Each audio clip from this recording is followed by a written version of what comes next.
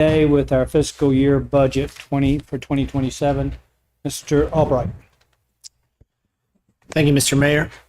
What I'd like to do tonight is start off in the books. I want to go back over, we spent an extensive amount of time at the last budget work session going through the assumptions and our narratives that lead to the numbers that we're going to show you this evening.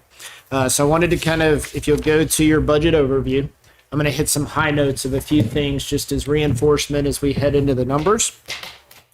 From a procedural standpoint, tonight we are going to cover the fee schedule, the changes related to that. We're going to look at some revenue trends. We're going to explore revenues, expenditures, and we're going to kind of put a bow on all this with two topics: capital improvement and debt service. Both of those ultimately require a plan over the next couple years to fund. So that's how we'll wrap it up. You have two loose leaf sheets.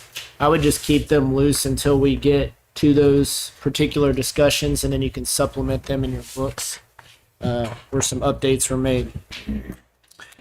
So if it is the will of the board, if we're able to get through everything this evening, then there's not a need for work session number 3, which would be held next Tuesday at 5 o'clock.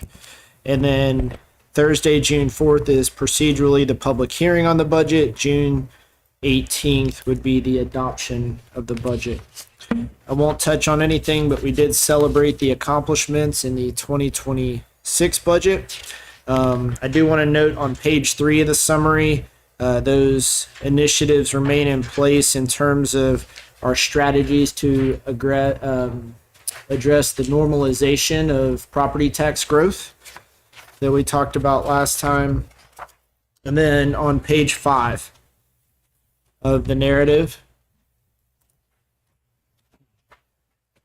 what'll happen tonight is you can follow along in your books, but also I'll have it on the screens, and I've kind of narrowed down the columns to basically where you'll see the 25 actuals, the 26 proposed amended. Reminder, as we go through this, you'll also be adopting the current year amended, and that'll ultimately play into, for the most part, the year-end transfer into the capital improvement fund.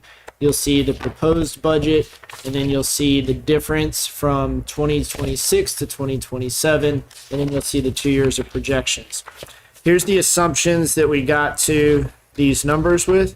The property tax revenue growth we showed for 3.5%, and we did flat for the 2 following years. Reminder, there's a lot of state legislation that could potentially impact that. I think we'll all learn more with the GMA conference coming up as they continue to dive into that piece of legislation. From the healthcare projections, we're projecting 15% for this coming fiscal year, and then 12.5% the 2 preceding years. We are projecting right now, based on the budget we're presenting, is 4% raises for our team, both in 2027, 2028, and 2029. This also takes into account that we have lowered power rates residentially in this past January, and we'll do so again next January. That factors into these assumptions as well. That the majority, or pretty much all, of the capital expenditure requests will be funded out of the capital improvement program, with the general fund being mostly operation and maintenance. Hey, James, Yes, 489, is it locked in? that's what we're going to get to right here. Okay. So What do you mean by lock? Well, because if Mableton didn't get their thing worked out, it could all fall apart. we're going to get to that. Okay. All right. So, also, so you know, there's really not much available on your computers this evening. It'll either be on the screen or in the booklet. So, like, the agenda is pretty much just the agenda for this evening. The other thing is that the 489, item 7, that this assumes that it stays in place with that escalator over the next, both this coming budget year and the 2 years of projections. On that note, Mableton and Cobb County have a mediation scheduled for this coming Friday that a representative from each city plans to attend, along with our legal team that represented us in the 489 discussions. So that'll take place on Friday. And yes, that is why we note this assumption, because if anything were to change as a result of Cobb and Mableton's negotiations, we'll be able to deal with that. This assumes fully burdened salaries and benefits in all positions. And then the budget that we presented to you also includes the bond surcharge that you adopted, along with us starting to have prisoners housed at Cobb County versus Smyrna, because that surcharge can go to offset that, where we typically spend $200,000 to $250,000 per year in housing inmates. The other strategy we used is exhausting any fund balances of any boards and commissions that have any reserves. We use that first, and then we fund them to support their operations after that. Page 6, we cover some opportunities that we have for savings. We talked about the bond surcharge. We'll continue to pursue interparticipant transfers through MEAG with other municipalities to address excess sales, which positively benefits the Power Fund, as we've done with 2 other agreements. And then, although our current loss ratios from a medical, dental, and vision standpoint do not warrant the change this year, we'll still continue to explore the possibility of being self-insured. Right now, we're kind of in a hybrid program. And then we'll continue to work on strategies for post-employment benefits that we'll touch on this evening as well. As a reminder, there are no new positions being recommended in the budget. You do have noted in the summary those positions that were requested that were not funded. And then this budget also includes the market adjustments, the career development paths that we went through extensively at the last meeting with the revised pay scale. The comprehensive plan update is funded halfway in this budget because it will straddle fiscal years. So we'll have about $25,000 out of this year, and then we'll have $25,000 out of the next year. We'll discuss later our debt funding strategy to retire debt. And then if you go to the last page of the summary, again, we're going to come back to this in the end, and this is where we're going to end our discussion this evening, is it shows you the transfers into the capital improvement program. It was our objective since 2021 to establish a sustainable capital improvement fund that can fund projects outside of SPLOST, along with vehicles and equipment that supports operation. So we will land in the same spot with the proposed 2026 amendments that would transfer $1.16 million into that to fund the projects that we will discuss later. Any questions on the summary before we start to put numbers to these?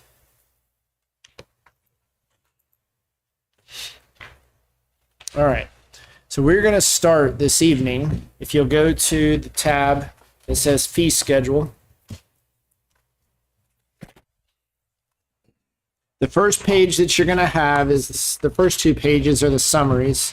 Deputy Manager Wilson's going to be at the podium. He'll put this together. I'll cover it if you have any questions as we go through. I can tell you in advance there are not a lot of substantial changes. Some of the things are either compliance with state law, it's clerical things, it's fees that are listed that we no longer charge, things like that. But we'll go through these.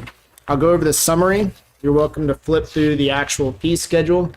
For your information, this is something that we post online that all residents can see at any time. So with that, in the clerk's office, on the manager permit, the GBI application fee went up on that. So really all we're trying to do is increase that fee to cover our cost.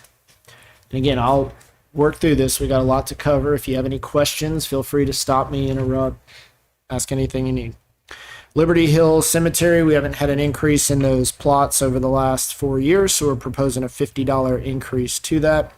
And then in the world of development, planning, and zoning.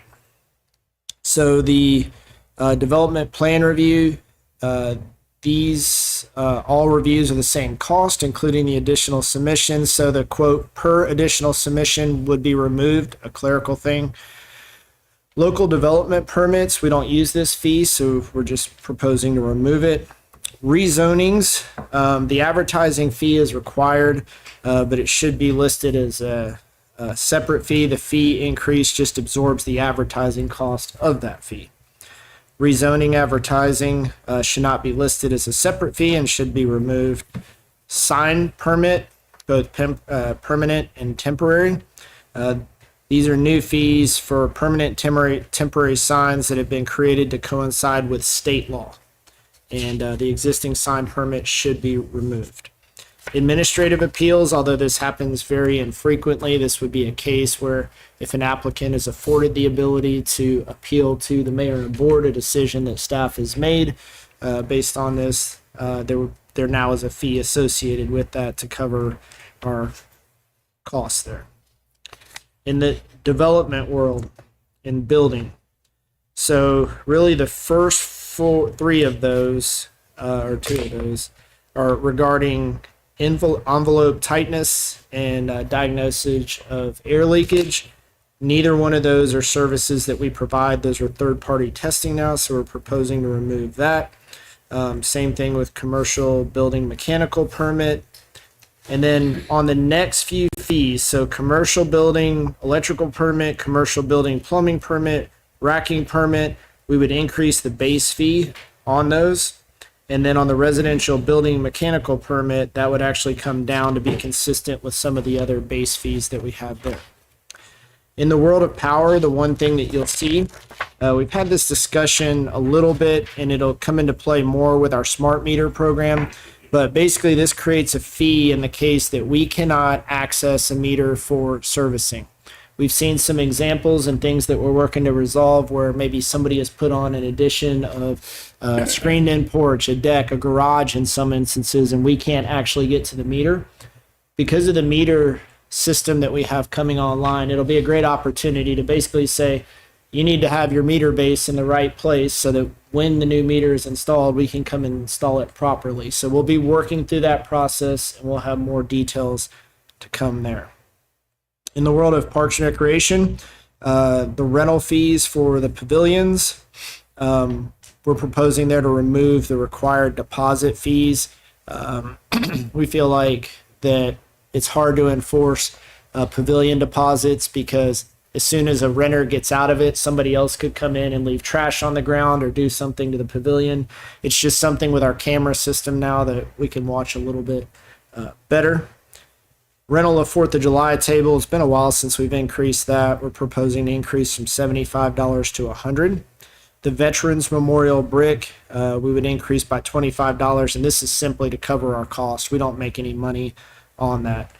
The sports complex, you'll see baseball field rental and football field rental. One of our initiatives from an economic development standpoint was to recruit more sporting tournaments to the sports complex. So this would also, most of those vendors are willing, and it is very common for them to pay those fees there.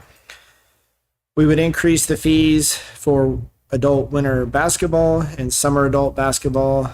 We would decrease that one. We'll show a new program offered of a pickleball camp that would establish that fee.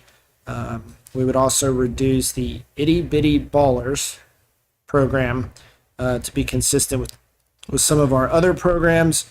And then the youth programs, the school break camps, increase those fees along with Camp Acworth there. A lot of our costs associated with those programs are staffing related, and those increase year over year.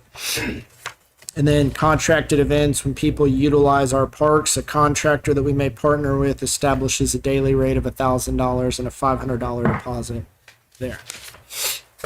So with that, on the next few pages, this is every fee that we charge. So this was an initiative we established in the budget back in 2022, where everything that we have is annually adopted by the mayor and board. It's all available for public view. You have any questions on the fee schedule? James, only one I didn't hear, and I don't know, I had to make the update today. You got the right document up. It's that stormwater $1 increase. Yes, I didn't hear yeah. you go over that one. I'm going to go over that during the utility discussion. Okay. Thank you. All right. So now we're going to look at revenue trends. So there's some slides in your packet. And I'll go through these. This is not every single revenue that we collect. I'll go through all the revenues here in a second. This is what we started to do several years ago too, just to look at some trends on how things are working. So there should be behind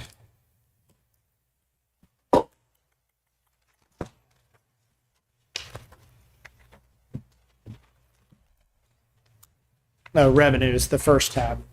I learned not last time we didn't have the colors that matched up. All right, so you can watch the screen or you can flip through your book. The first revenue is just showing you your trends of property tax. Remember, there's a lot of ways that the digest can grow. It can come from new development, both commercially and residentially.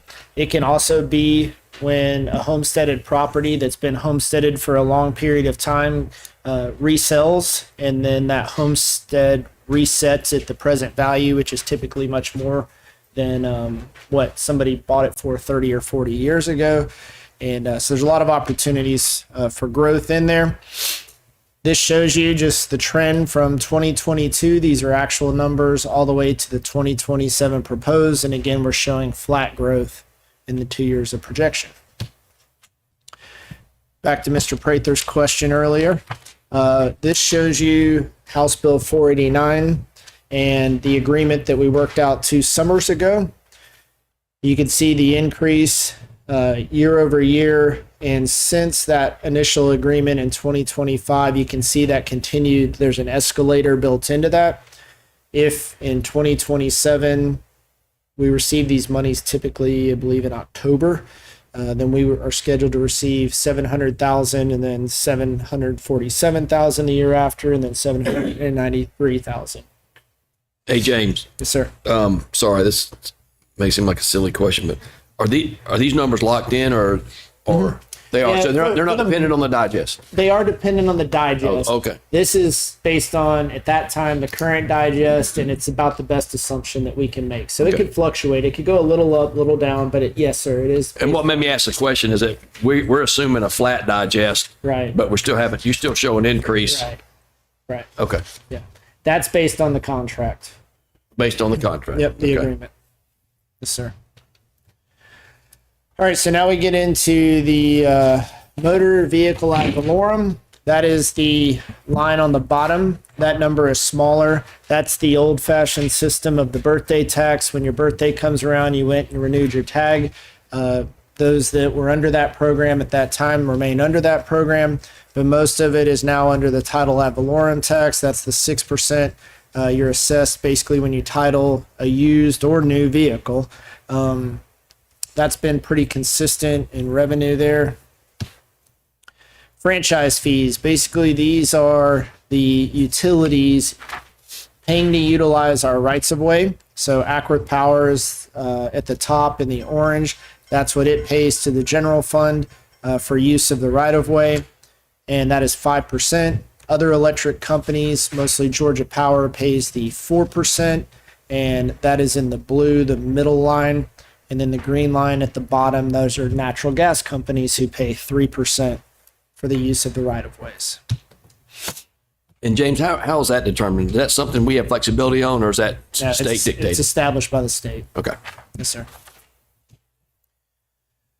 The next one, we've seen this and we've kind of studied this decline. Cable companies, that percentage ranges from 3 to 5%, but we have seen a decline in that revenue. And then telephone companies are way down at the bottom, along with others. That may be some telecom, some independent type things, companies that are involved in there, but those two, the telephone companies, are fairly low in terms of revenue. Where's Georgia Power? Georgia Power's at the back on the previous slide. It's the middle line. Got it. All right. Sales tax, insurance premium. This is an area that continues to grow. We showed it as flat. We were being very conservative, but this has steadily increased. So this is where 1% of life insurance companies pay 1% on policies, 2.5% on property casualty companies. Now, it will depend. Last year, the state made a pretty concerted effort to implement tort reform, and we've heard that, insurance rates should stabilize and in some cases maybe go down in the near future. So we'll see. So that's really why we kind of left that flat, being conservative there. Business occupation license, business license fees, those continue to be a steady source there.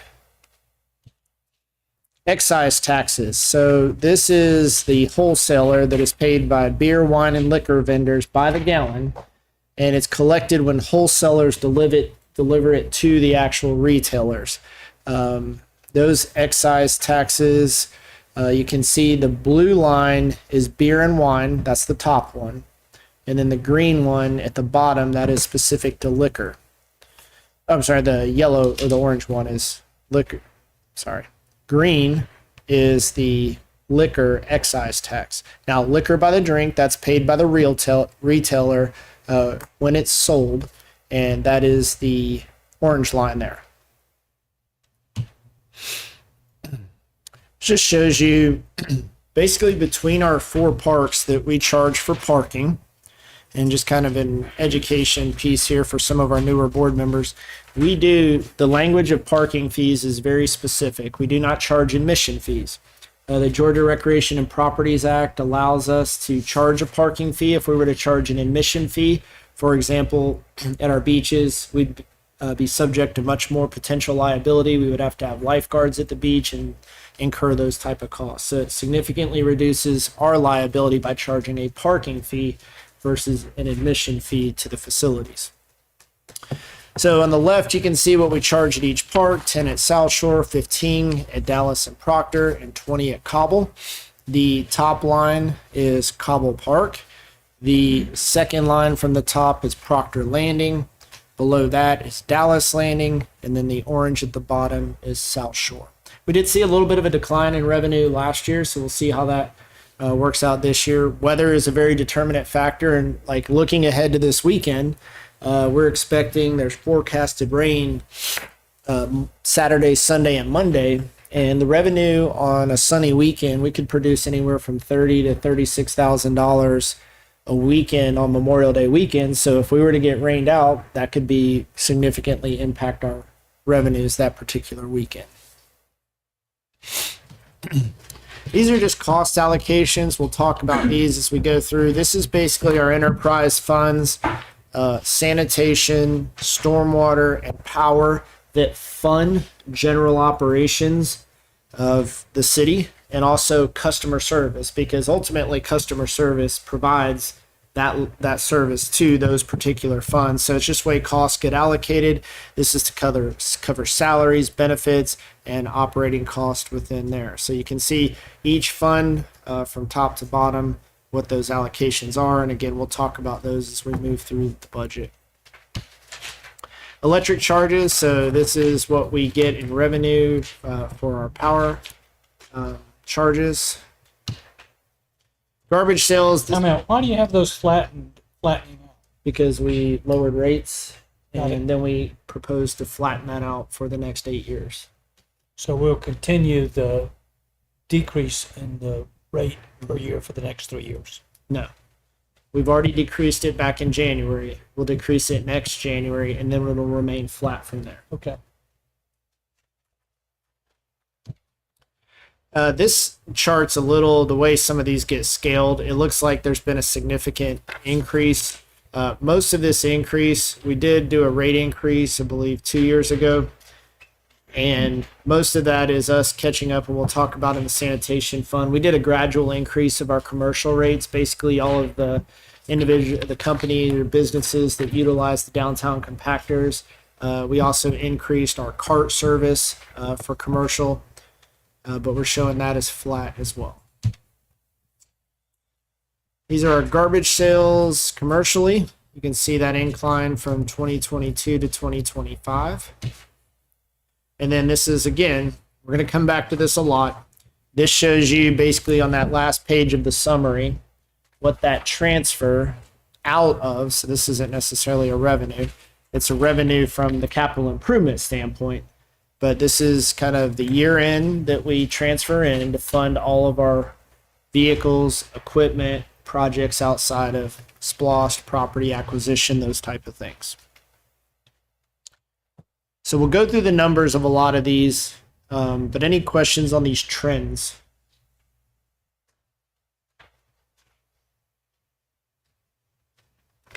All right.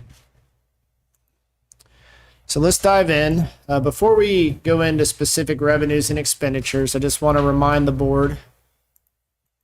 So on the first page of general fund, you're going to see an all funds summary, and I have this on the screen and I'll blow it up to where you can see it. What I do want you to know is this is the most important thing here. This is the way the budget's proposed in terms of our revenues.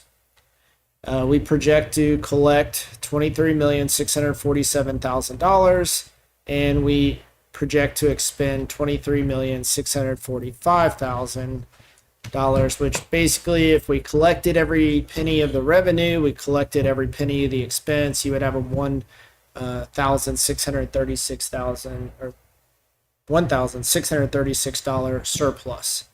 Now, when you go down, this is the beginning fund balance that we project that we'll start the year with. What you need to know about these two numbers is this is where we project that you would begin. These are basically your reserves. Below that is where we project that, again, if you collected every penny, you expended every penny, that's where your reserve funds would be. Policy states, our city policy, that we need to be at 17% of our total operating budget. And if this budget projects out like we project, then you would still have 22.7%. We would still have a healthy fund balance, i.e. our rainy day fund. Now, 3 million of that is restricted. That includes the water sale agreement that we've talked about from when the city sold the water system back in the 70s and 80s. That money is restricted. It can only be utilized with a vote of the citizens, but we can utilize the interest off of that to support the general fund, and you'll see that here when we get into revenues as well.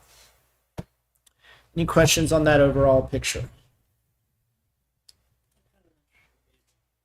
Would approve by now. So we're going to go over that when we get to revenues. I'm going to show you what we have accrued so far. Question? All right. Now I won't go down all of these, but as you go down, you'll see basically, I like to say these are all the different funds, i.e. checking accounts that the city has. And again, this shows you, and we'll talk about it as we go through, a lot of these, we exhaust the fund balance first in there before the general fund supports any of the other activity. All right, so revenues. So let's go to, you flip past the all summaries page, and you want to land on, keep flipping till you get to the general fund revenues. You'll see it at the top.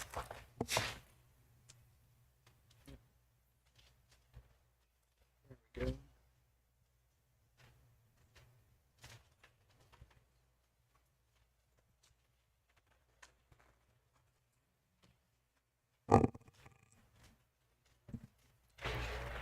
Yep.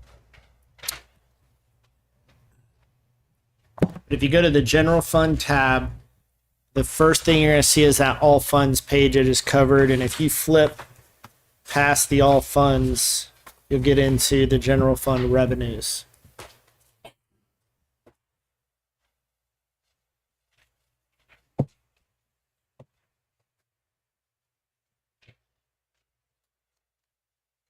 Good.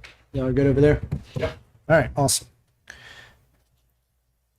So I'll skip through some of these revenues because we've already covered them under the trends. We're going to focus on the 2027 manager recommended, and I'm going to blow that up just a tad bit more.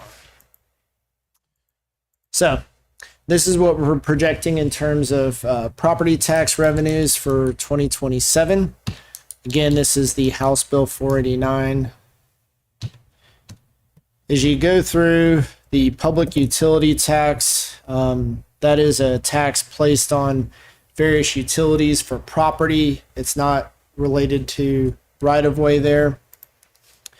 And then property tax, real and personal, pretty consistent source of revenue there. Motor vehicle ad valorem tax, we've covered that already. That's the one that's the 6% when you pay for your tag. If it's a small remnant revenue, unless you have a specific question, but like this is personal property from mobile homes. You can see we don't have a lot of mobile homes left in the city, so it's a pretty small revenue that we have there. Intangible taxes. This is an excise tax. I'm gonna have to zoom back out a tad.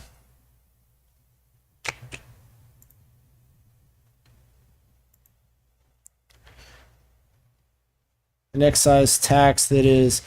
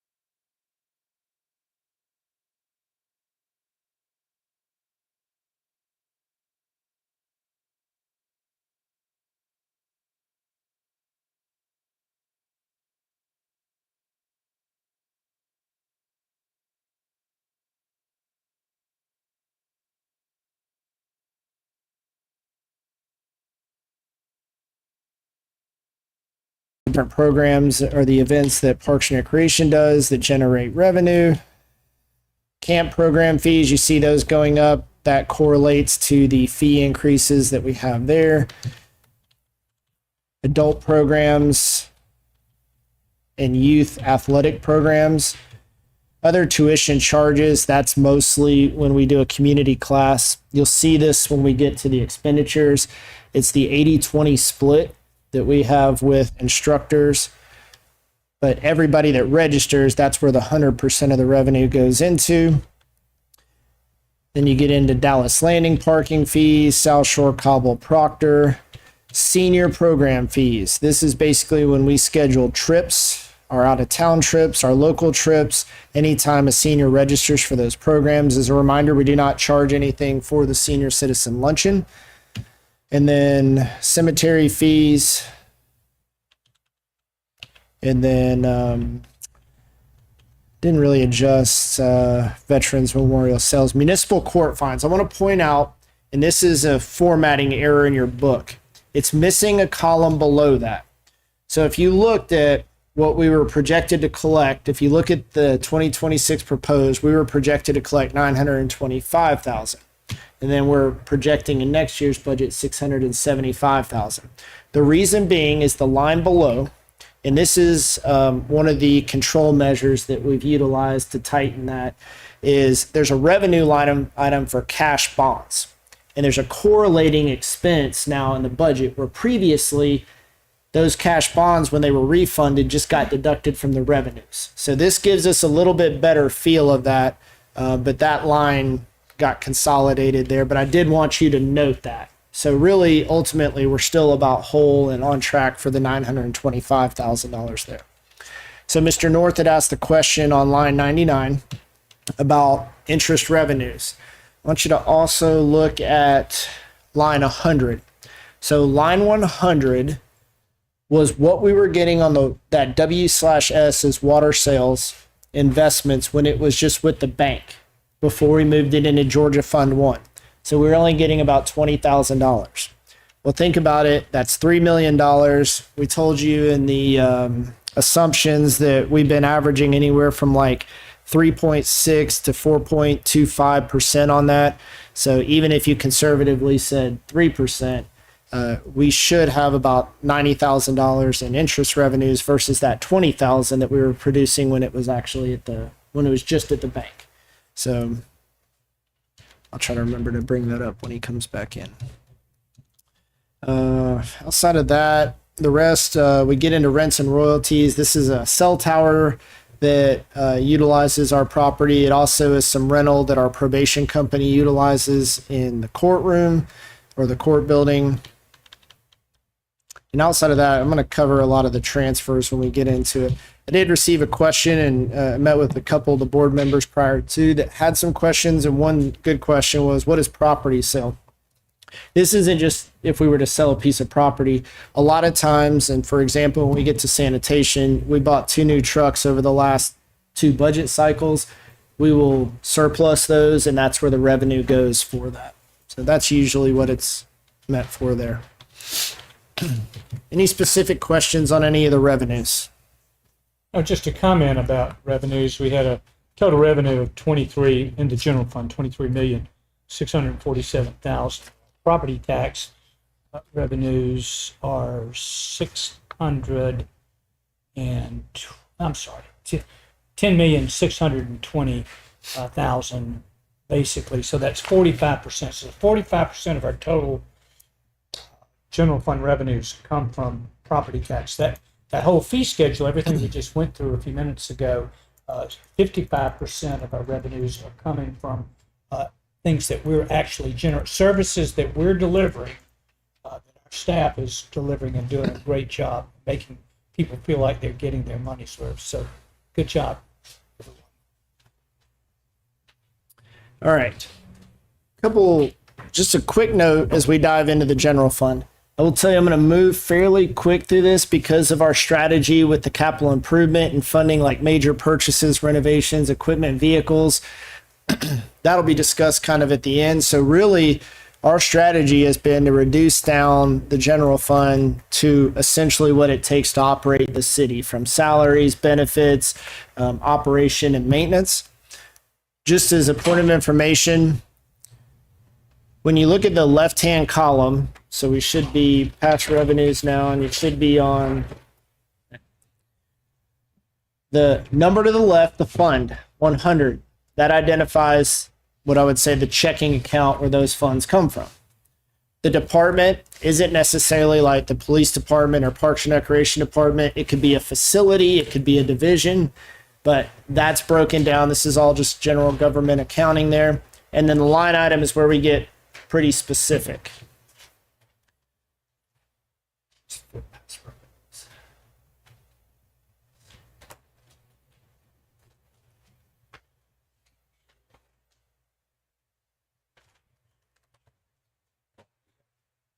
Yep.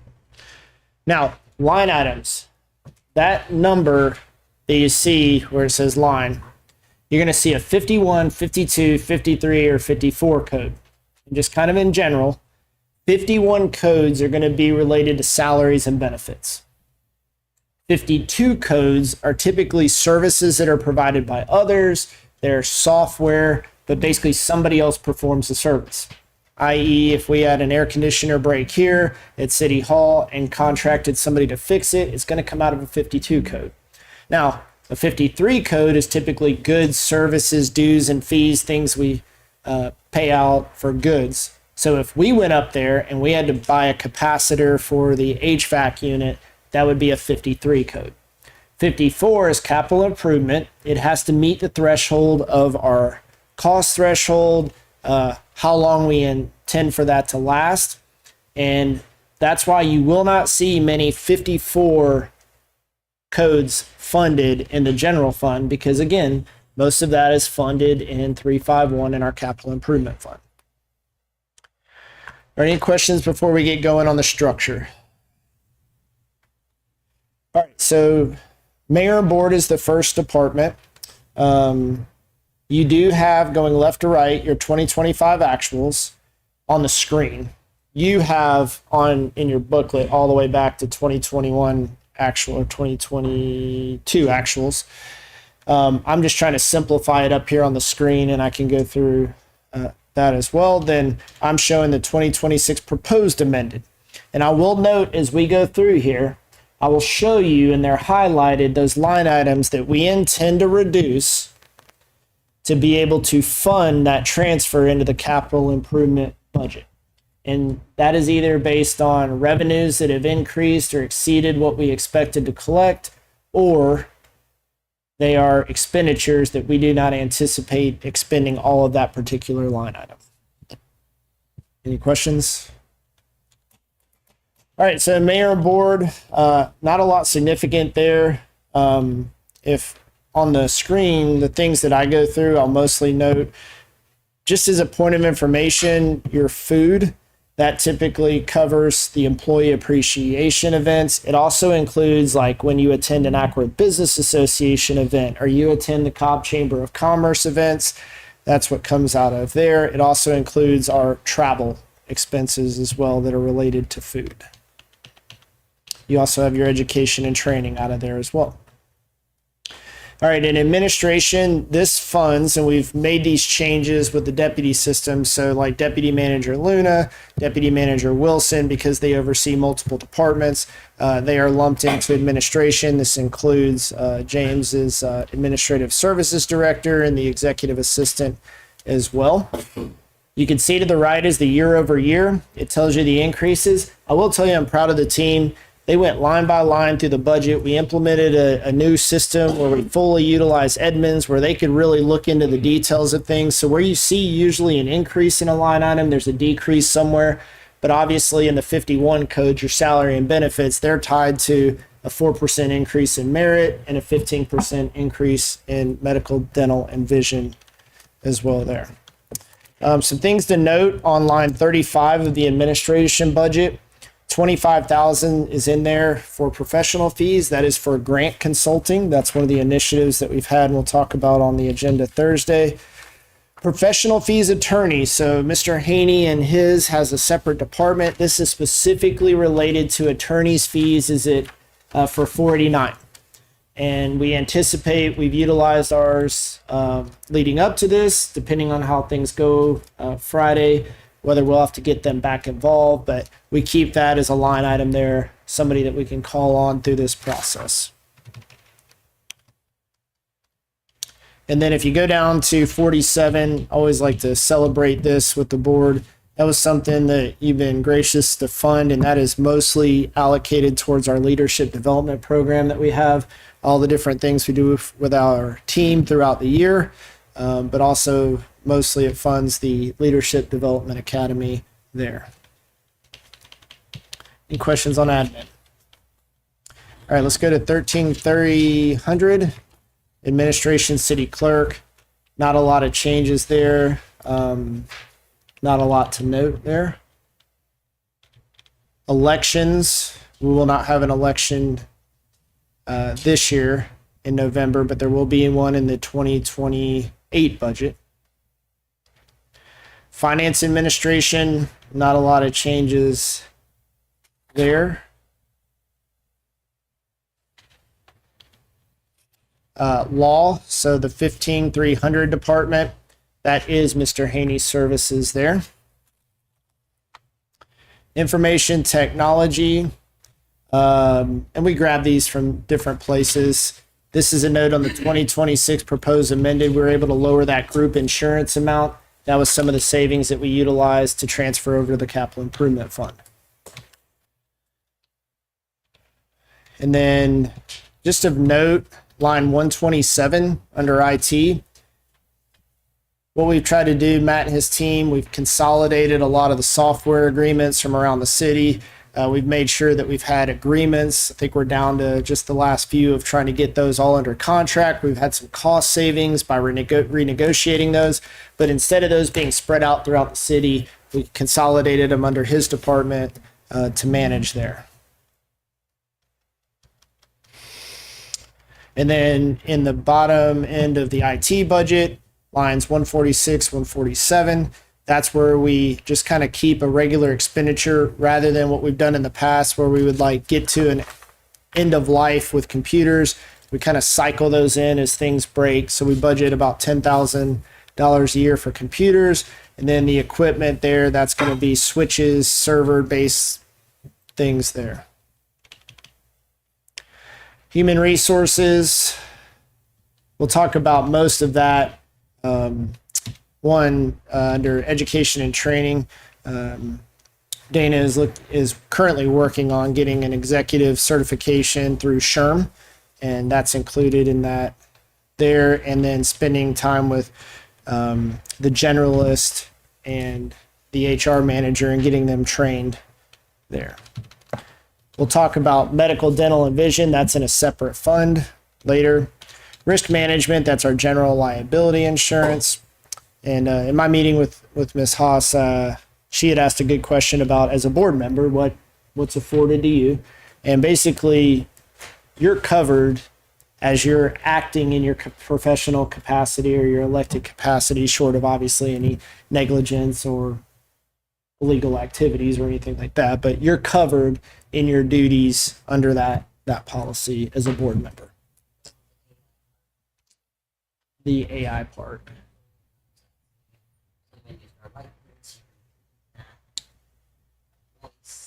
I'll have to clarify that with the insurance company. We'll make a note of that. All right. Audit. You have it 46,500. The only thing that would come into play if that increase is if we were to spend, I think, over $1 million, I believe, in federal funds. Building maintenance operations. So this is essentially the staff that maintains, this is your custodial team that makes minor repairs.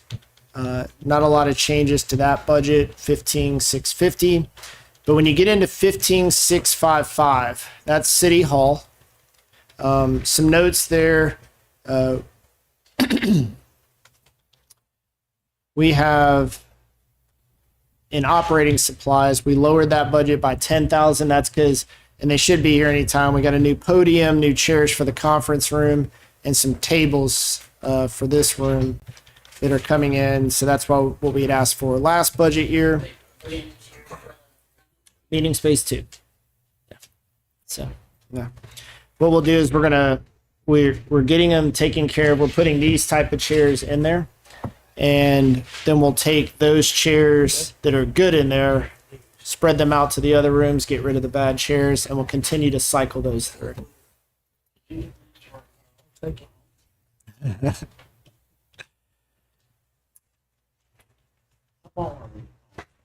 Yeah.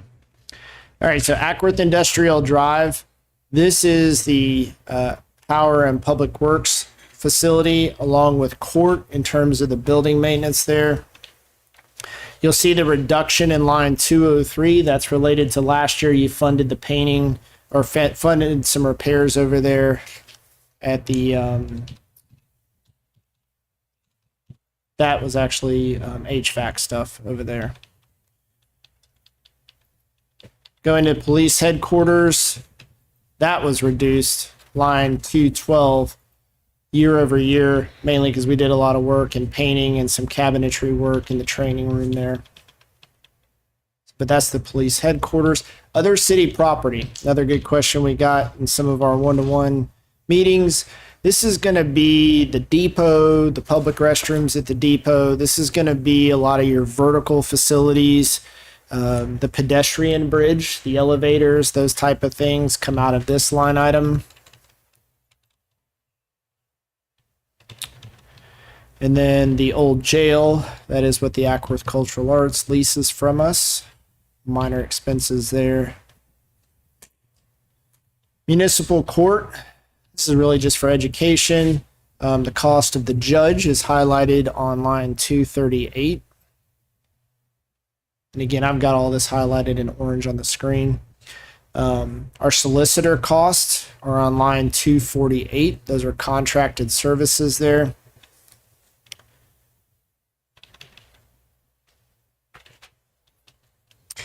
And then police find refunds. This is when anything gets bound over, like a DUI, or sometimes they'll petition to have it transferred over to state court. And then in the police world, this is where we're able to take some of our salary and benefits savings due to some vacant positions. But we are glad to report, Chief and Major reported our leadership team will have 3 new uncertified officers starting next week. Correct? So closing that gap, but that is some of the funding that we're going to utilize to fund that capital improvement transfer at the end. Just as a point of information, on line 273, we do have part-time officers that work for us who are either have other careers or they're retired. And then the police group insurance is another source of that end of year savings. Line 287, this is our where we fund the POAB. This is a benefit to those officers that choose to participate in it. And then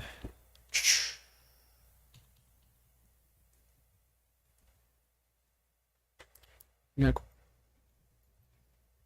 Question?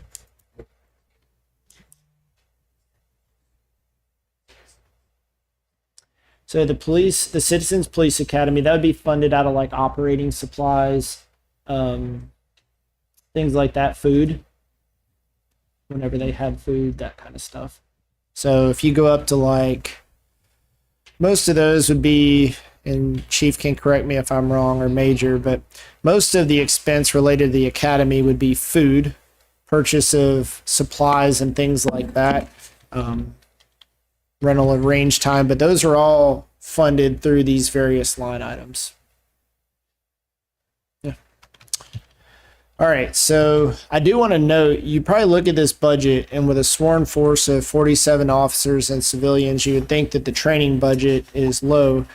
When we get to federal and local forfeiture, we do a lot of our training out of that, which is a qualifying expense for those particular funds there. And then line 328, we were conservative here, But previously, like in 2025, we spent $268,000 in inmate care, most of that with the city of Smyrna. We reduced that down to 170. We expect that number could come down, but we're just being conservative in the first year of our transition to the sheriff's office. And then there's a custodial of prisoners budget, but most of that is inmate medical care that's related to that. Also need to note on the payments to other agencies, line 328, there is also a $12,000 to $15,000 expense, some licensing stuff with our radios that we have there. All right, we're getting into Public Works Administration. Those are most of the 4,000 numbers. This is the Public Works Administration, the general line there. Not much to change or any major differences there. Street specifically, this is where we make minor repairs in-house, signage, operating, things like that.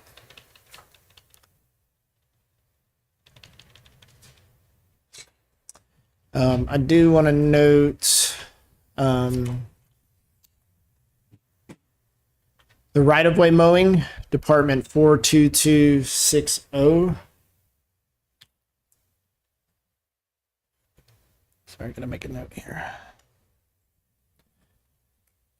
That is what it takes essentially to maintain Highway 92, Main Street, those areas that we choose to maintain, especially on that state route there. Maintenance, this is our fleet. These are all the things that we do in-house. Again, this would be the oil filters, the oil, brakes, those things that we buy, that we do mostly in-house, but also some things that we contract out there. Cemetery, one of the questions that I was asked to was, this is plural, cemeteries. Sometimes we just focus on Liberty Hill. We do have one on Grogan. We also have one on Acworth due west. That one does not require a lot of maintenance. That cost is increasing because we expanded the footprint that needs to be mowed there, so our contractor will have to mow more grass over there with the new improvements that we've made. 61010 in recreation. We did take in the proposed amended some savings from there, their salaries and group insurance to fund the end of year transfer into capital improvement.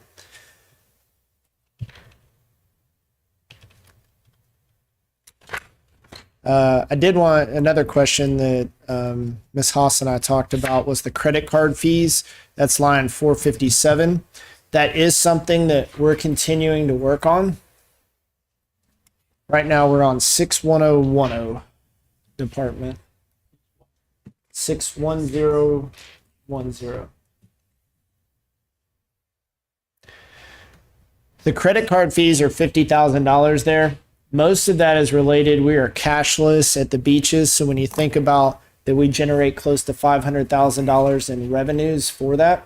So we are still working based on the visioning session, consolidating that service through our existing state contract with Truist, but we're also working on passing along some of those fees as well in areas that we currently do not do that. So that is still an active process that we are working on to mitigate that expense. Now, the good thing about being cashless is just from a financial control standpoint, that helps us out at the beaches, being strictly credit there. So, Yes, sir. so, it's okay. No, sir. We've been cashless since the pandemic.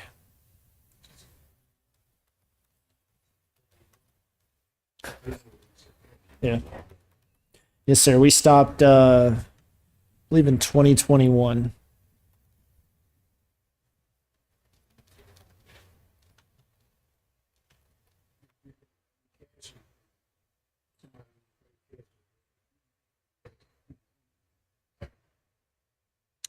I think in that particular one, we've essentially considered that's part of the fee. We don't want to get into the assessment of that fee being like $10.23 to get into the park. So that one we've just kind of considered built into the $10, the $15, or the $20. Yes, sir. Oh, no. Yeah. Good. All right. No, sir. Good. Sorry. I stopped at KFC the other night and I tried to hand the young man a $20 bill. He said, I don't have to do cash and forget about it. And now I take cash. Amazing. Some notes in 61201. This is where we fund youth and adult athletic programs. Over the years, we've greatly reduced line 474. A lot of that has to do with the construction and the operation of the community center, where we used to be dependent on Cobb County Schools gyms to rent. We still do, because of the size of our programs, have to utilize them, and we do have to pay a rental fee for that. Other purchase services, that's going to be a lot of your refereeing and contracted services that it takes to run our sports program, sports camps. Robert School, just noting we've got an increase in facility maintenance repair supplies there, and that is to replace the netting around the basketball court that has fallen into disrepair. No, sir, we should be all good and replaced with HVAC units. So this will be the first budget in some time where we have not funded a replacement. I believe there's 12 units on that building, and over time we've tried to gradually replace those, but as part of the final renovation that we did, we were able to get those replaced. Nothing of real note other than at Rosenwald, energy costs go up mainly because it's getting utilized more there. Community center, contracted building maintenance, you'll see an increase there of $12,000. That is to repaint the TCO, the banquet hall.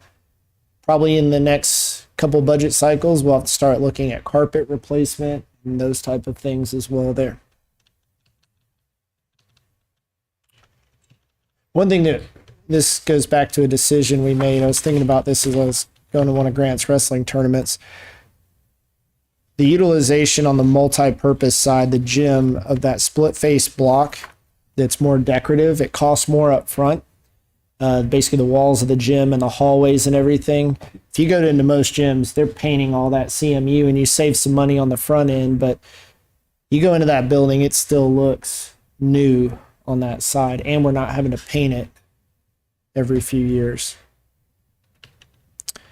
Neighborhood playgrounds, these are your smaller playgrounds, East Lakeshore Park, Baker Plantation Park. Mostly this is all mulch related. It's contracted because we have a lot of that blown in now versus us putting that out ourselves. Once you get into 61241, you get into our beaches. South Shore Park, a question that I got too is geese removal. So every June, the geese lose their flying feathers. Parks goes around and takes bread that they get from some of the local grocery stores that is past its expiration. They feed them. Then EPD or a contractor comes out, huddles them up, ships them off to Dublin, and then they get one warning. And then when they come back, if they're banded,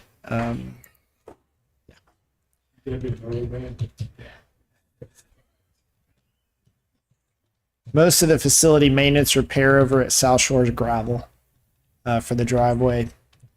Dallas Landing Park, highlight on line 527. That's the cost savings. That was parks looking into the 2 least busiest days of the week and just leaving it to that point, the credit card machines, and not having the park attendants there.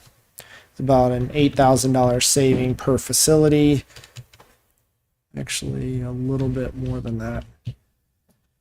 Proctor, the same thing. If you look at that, line 543.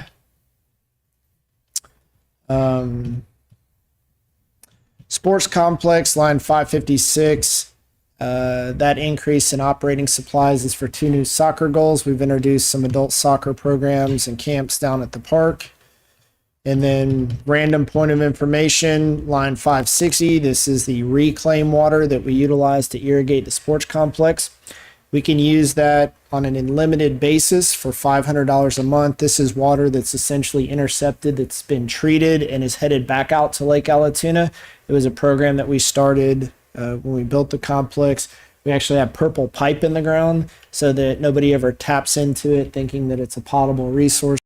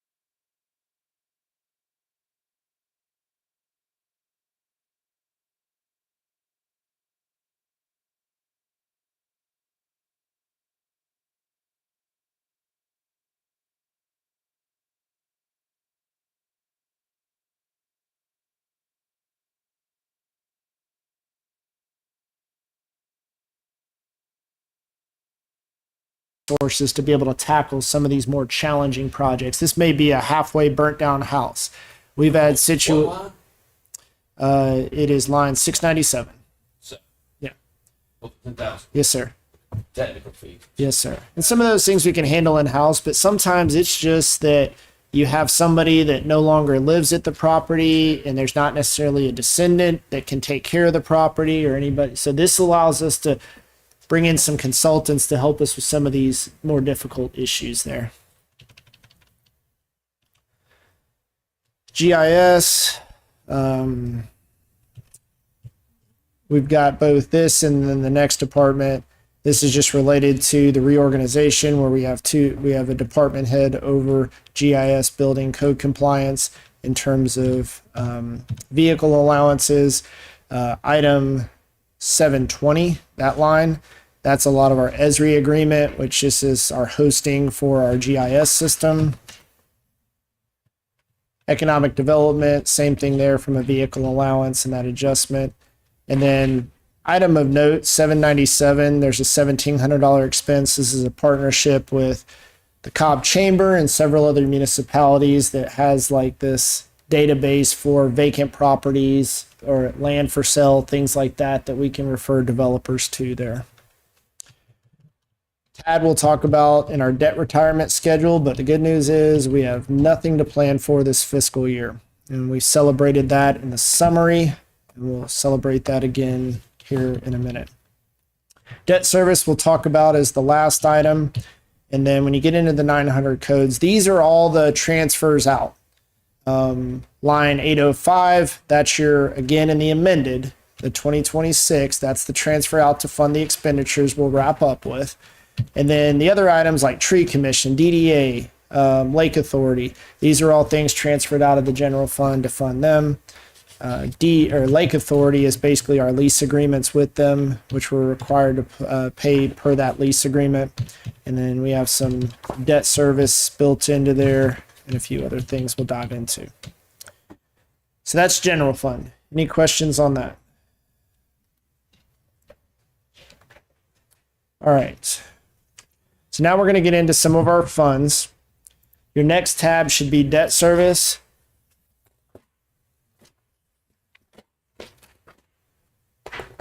So remember that column where it says fund, it'll switch to 190 after you get done with general fund. So we'll go from 100 to 190. So we're going to skip 190 and go to 191 because I'm going to go over debt service at the end. So you should be on fund 190.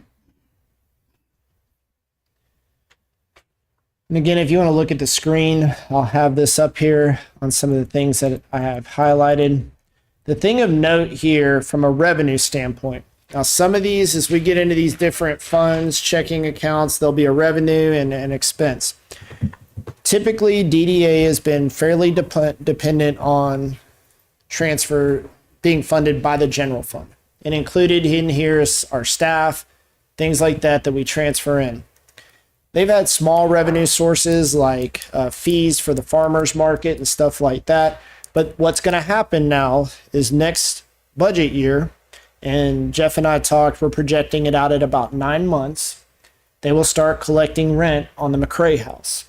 So we're going to, again, utilize their reserves and then the rent, and then we will fill that gap for them so that they continue to operate the way that they've operated and been successful at operating. Item of note in their budget, other purchase services, line 17. That includes $15,000 for public art and to continue that initiative, and then $80,000 line 20 for their facade grants, the code impact grants and the restaurant impact grant in the historic downtown area.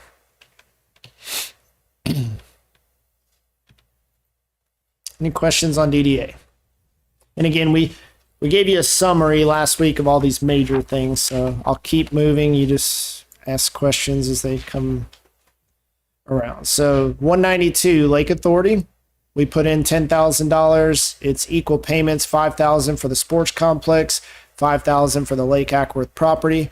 Most of their funds get expended in the professional services line item, which is line 1 of the expenditures. And they have always been supportive of any projects that we're doing down there. 193, tourism. Really, their note on line 8, you're going to see an increase in their advertising fees. This is made possible because we are reducing the fees later on. Actually, we're reducing the fees in line 2. Those are professional fees where we were very dependent on a consultant for a long time that helped us build an extremely good program through tourism. We're reducing that because we're able to do more in-house now with the addition of the marketing and communications coordinator that you added 2 budget cycles ago. And it allows us to get more involved in the digital marketing arena. And then payments to others, that is along, they're supporting as well the art program. Development Authority. We mentioned in the summary, they do have a fund balance, so we're proposing funding them at the tune of $43,500 to provide to help us secure, and this is a good project for them because they are a newly founded development authority. To get them engaged and involved, this will be a good project for them to work on, to do an infrastructure assessment in the North 41 corridor. Because again, that's one of our economic development initiatives as well. All right, so the next 2 we're going to go through, 210 and 211. These are your forfeiture funds. 210 is going to be local forfeiture if something is done between us or through MCS. And reminder, we don't have an officer assigned to MCS at this time, which is why if you look at the revenue trend from 2022 there at the top, that top line item, you're not going to see any revenues deposited into this account from 2024 on. Because if they make a case down there and we don't have anybody assigned to it, then we are not going to receive any revenues from that. That's simply until we get fully staffed, and then we can potentially assign somebody to that unit. Of note, in the local forfeiture, on line 12 of the expenditures, there's $30,000. This is to purchase additional shotguns to support and outfit the team. We currently have some, but this would be adding to that. 211, federal forfeiture. We do get revenue because we do have an officer assigned to that. You'll also notice in our projections, and even for the current or proposed fiscal year, we do not budget revenues in there because we do not know. Some of these cases can take years to develop, but we don't budget or anticipate anything there. We just kind of look at our fund balance and see what we can support there. This does have a fund balance that we've been utilizing there. The biggest thing of note there. Do you have something, Mr. Prather? Yeah, just the 14,000 line 3, the 14,063 in interest revenues. Yep. Is there a what that must that's burning that on what balance? On a balance of about 690. Sorry, if we spend everything, so it's been about 700,000. Okay, and that balance is what sitting where for what is that excess? No, it's reserved in this fund, so it's restricted funds that we can only expend in this account. Okay. And it has a litany of federal. So local has a lot of restrictions, but the most restrictive is the federal forfeiture funds. So we are limited. We do, and if you look, it is worth noting, both the previous one and this one has a lot of, has 30 grand in this one, particularly for funding of education, travel, training. That's one of the easiest, the least restrictive things that you can do with it. Yeah, gotcha. Yep, good question. And then you got $10,000 in here. This is some equipment that's needed for, this one's for the replace or the potential reading of the digital licenses and some of our speed equipment, correct? Yeah, some of that has to be upgraded there. There's some things we're working through over the next year or two. There's a requirement that we accept digital licenses but there's not quite a system in place to accept those yet. So that'll be something that we'll be working through over the next couple of years. Personally, how generous of Chief. What do you make on online betting? Yeah. Yeah, next, it picks up outside of the mic, so. We'll move along to item 215, E911. This is a simple in and out. This is what we collect in 911 fees that we pass along to the city of Kennesaw to help operate their 911 center. Recreation impact fees, we're projecting 30 new households conservatively next year, so that would equate to, so this is $500 that we charge or we assess on every new residential dwelling unit that comes into the city. This was a substantial source of revenue during our peak growth. But in here, we'll be able to do some engineering and some improvements. We will come back to this discussion in the fall when we talk about our SPLOST and we talk about capital improvement, some of our projects there. But you do have, in the end, you'd probably have about $160,000 to apply to a project that would have to be a new project. And we've got a couple options in the Logan Farm Park area that we'll share, but there's no need to, we just kind of allocated those funds right now generally. All right, 261 TAD, paid, done with. But of note, peek up from your books for just a second. I shared this last time, but it's worth sharing for the public in attendance and watching at home. Now that this deal is done and that debt is retired, we as the city will get an additional $122,000 in property taxes a year on that development. The county will get $108,000 and the county school system will get $241,000. The value of that property has increased from $1 million when it was assessed as a flea market, upwards of close to $25 to $26 million today with all those improvements that have been made. It is certainly worth celebrating. All right, so 265, not to be confused for the stormwater utility. This is a special revenue. This is an account where when we collect land disturbance fees, they have to go into this. We kind of are trying to clean out the fund balance here.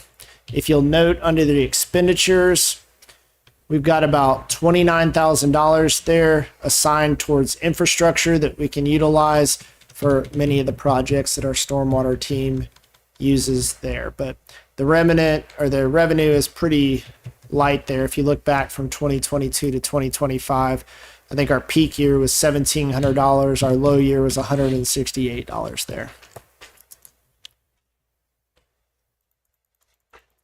Hotel Motel 275. This is in and out. This is what we collect every year. We're projecting to collect a total of $520,000 in the next fiscal year. And then that gets sent out and distributed between general fund, Visit Acworth, the Acworth Tourism Bureau Authority, and the Cobb Galleria Center. We still are working on and need to come to some type of agreement with them in the next year and a half before our current agreement expires. Historic preservation. They had enough fund balance to cover their requests, so we are not recommending to transfer any additional funds to that. What you do need to note under their expenditures on line 1, that is the professional fees for the historic architect that sits in on the OAC process, which creates value for us there and has a professional sitting on that. And then under line 7, that's where, as they continue to designate local landmarks, with Robert School being their next priority, to fund the signage related to that. Yes, ma'am. So we have a historic architect. So when we formed and created the overlay district, we wanted to make sure that we had somebody with certification, somebody with the education that could provide some guidance to us in that process. Tree Commission. You will see $2,500 in revenue. We, as the general fund, only provide half that at $1,250. Most of that is to cover their Arbor Day supplies. The rest of that revenue are contributions and donations that they receive for the community garden. The community garden is under this umbrella. So that's how you see that there. But that's why they do have fund balance. But that fund balance is generated by those monies that they receive specifically for the garden. Random point of information on line 1 in their revenues.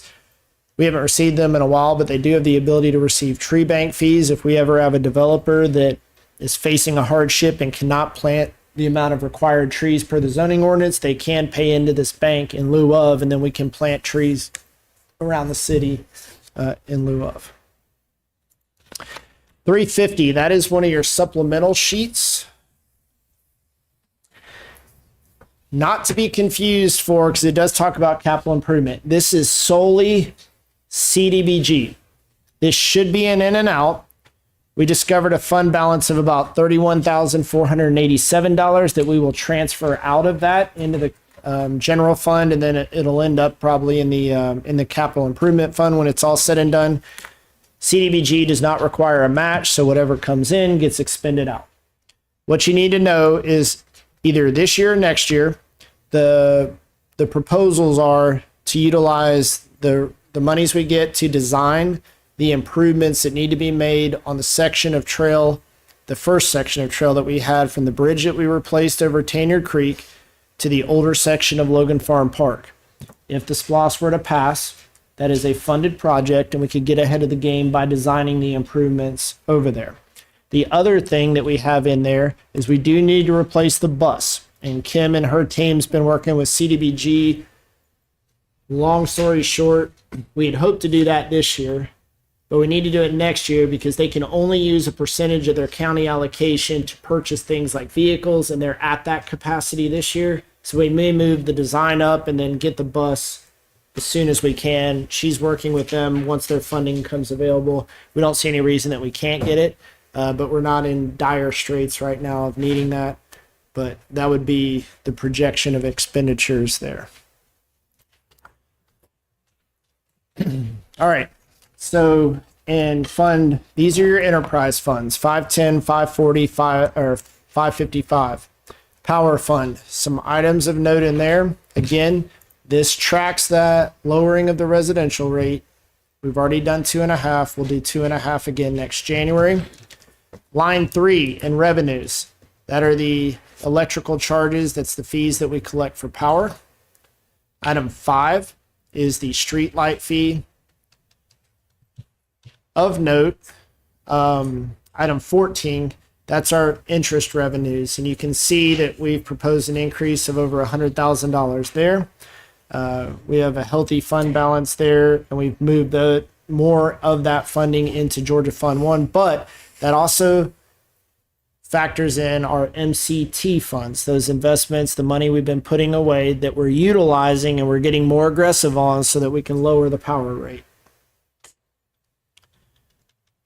And then as we work our way down on the expense side of things, line 12, this is that post-employment benefit.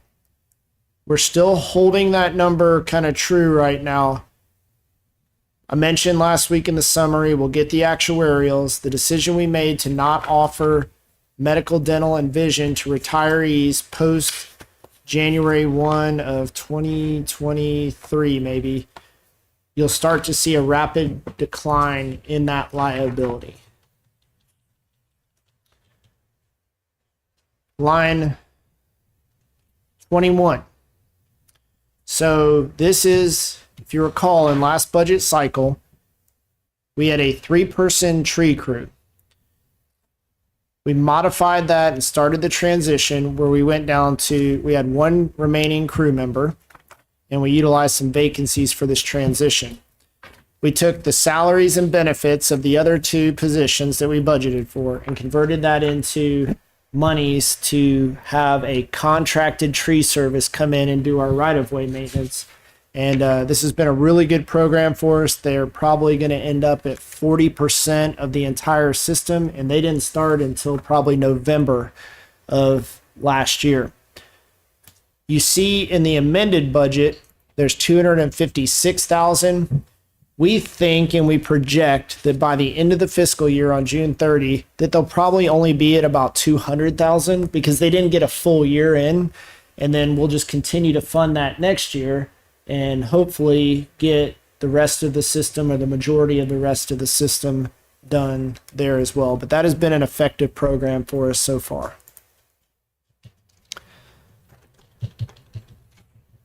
Line 110. You may look at that and say, wow, our expense for power has went down by $1 million. Anytime we get a year-end settlement, those range typically in the $250,000 range. The last couple years, due to a nuclear settlement at Yucca Mountain, I believe last year that was around a little over $1 million. And then we had one of $620-ish thousand this past year. Between that and the use of our MCT funds, because that's how we're lowering the rate. Those monies were put aside to mitigate rate increases later. That brings down, because those are bill credits, that brings down our cost of power.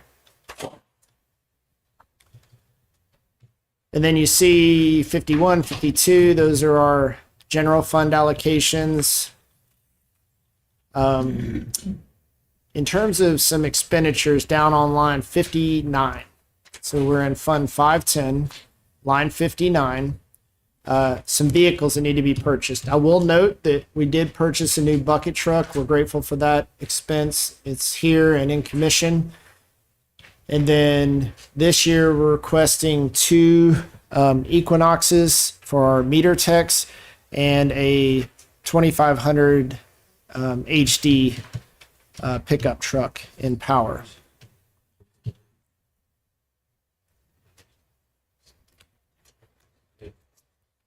You got to flip the tab. Sorry, special revenue, I think, or Oh. enterprise tab. Oh, I'm in the enterprise tab. This is just logistics for me. Yeah. What page number is that right there? Doesn't show me on the screen. I'm going off the screen, but I'll line it up for you. So the vehicles 59 would be on page 3. Okay. You have a line number. You said, huh? Top of the screen. It's expenditures. But still, I don't have a 110. I don't have a line 110. That's all I'm saying. Okay.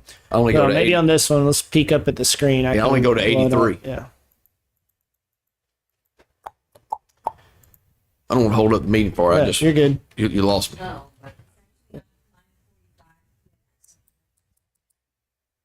Meant 545. I said Fund 510. Oh, he's at 545. Yeah. So Oh, okay. we're looking I'm at. still on 510. Sorry, my bad. Completely. See, I knew it. Oh, okay. Yeah, I was looking at the spreadsheet. 59 is the line we're on. My bad. Okay. Anytime I shift over to the right, it Yeah, confuses me. I got you. Oh, yeah, you're. Oh, Yeah. I see. Yes, I got you. All right, so let's look at line 65. So this will be different. I need you to look at the screen for this one. There's going to be a couple, we'll have some clerical work to do after this budget meeting for the final. This looks different than what's in your page. That's why I need you to pay it. The screen is where this is important. Originally, we were going to fund, remember, we've got to buy the meters, the software, we've got to have them installed, we've got to have everything for the prepayment type stuff.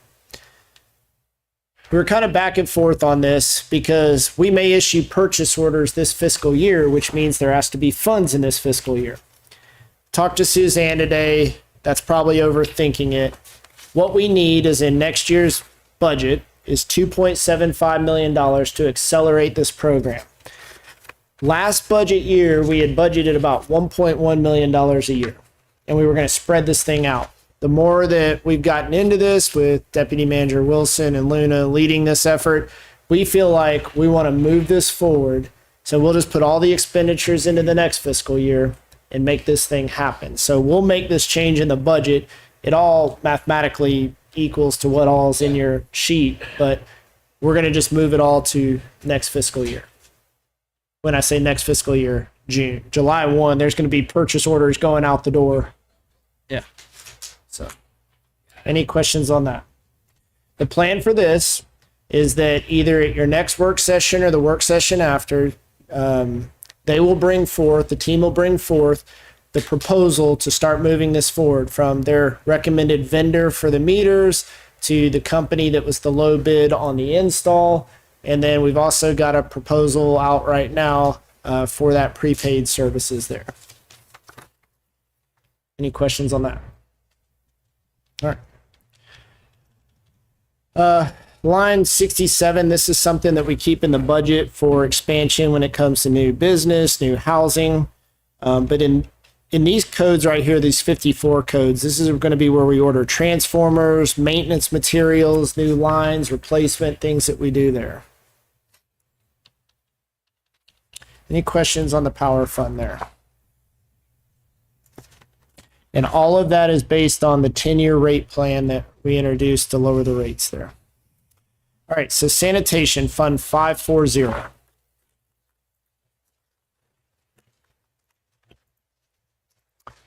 The first line one, that's your revenues collected on the residential side. Commercial, we do two things. That's the fees that businesses pay. The food service establishments pay more into the compactor system. And then we also have cart service for businesses as well. In terms of expenses, there are some things to note. Same thing, line 10, we have that post-employment benefit situation. That'll start to fall off as well. Line 22, this is for contracted labor services. We utilize temp services whenever we have vacancies in sanitation. It's only funded at $10,000, and we've expended more than that in prior years. The strategy is, if we have vacancies, then we utilize those salary savings to transfer down administratively throughout the year. There's just no sense in budgeting $75,000 and full salaries because those things end up balancing out there. And then started to provide some funding on line 35. If you'll remember last work session, we talked about the need for the challenges that we're having with our existing compactor system and that transitioning. So this gives the team some monies to start working with on that transition. Any questions there? Stormwater utility, and Mr. Wilson had mentioned it earlier in the process. Last year, we increased the stormwater utility by $1 per ERU. We're proposing another $1, and that was just to keep pace with the expenses and inflation and those costs that continue to arise there. Just the other day, Travis got a notification about the cost of pipe increasing. So that shows that plan moving out, and that will be reflected in our fee schedule as well. As you go down the expense side of things, really look at 31 and 32. This is essentially, and this isn't just about replacement of things. There is a lot of state, local, federal compliance initiatives that we have to have and consultants that we work with and reporting mechanisms that are funded through this. But essentially what this is showing you with utilization of any rollover fund balance, we think we can expend about $305,000 in infrastructure improvements this coming fiscal year. And then this would also purchase a vehicle for stormwater as well. Now it's interesting on this one because when you look at fund balance and stuff, we've got $5.5 million. A lot of that is fixed assets. That's literally all of the stormwater infrastructure, curb, gutter around this city that are assessed the value. It's not a cash thing, right? But it's something that has to be factored into the way it's calculated there. Yeah. Yeah. All right. Once 620. This is purely funded. This is our customer service operations. It's funded by cost allocations from the various utilities that we have. Pretty standard operating budget there. Workers' comp 630, pretty much an in-out there. And then health insurance. This is where you get into where our actual costs are. We transfer money into the general fund to fund this, and then we pay out our medical, dental, and our vision. This includes our brokerage services, our wellness program, and everything that's needed to support that. Any questions on any of the funds?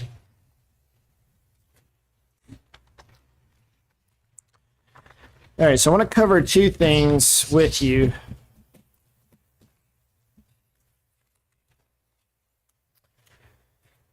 Flip to the very last page of your booklet.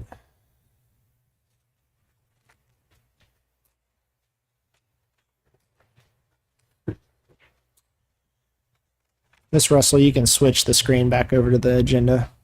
I'm finished with the screen. All right. So let's talk about two things. Debt service. Actually, no, Miss Russell, if you'll switch back, I do have one more thing. I can do this on the screen. All right, so there's a loose leaf. One of the loose leaf items, you got 350. We've already covered that. And then you have the 10-year debt service retirement plan. Let's start on the 10-year debt service retirement plan. So the top section of this agenda sheet, or this spreadsheet. Yes, that one. Only two more times a year. Yes. Switch sheets there. Should be one with a little chart on it. Actually, Miss Russell, you can switch back now. All right, so the 10-year debt service retirement plan. This is showing how we retire our debt over the next basically 4.5 budget cycles. So the top part of this chart shows you the 4 debts that we have out there right now or will be coming online.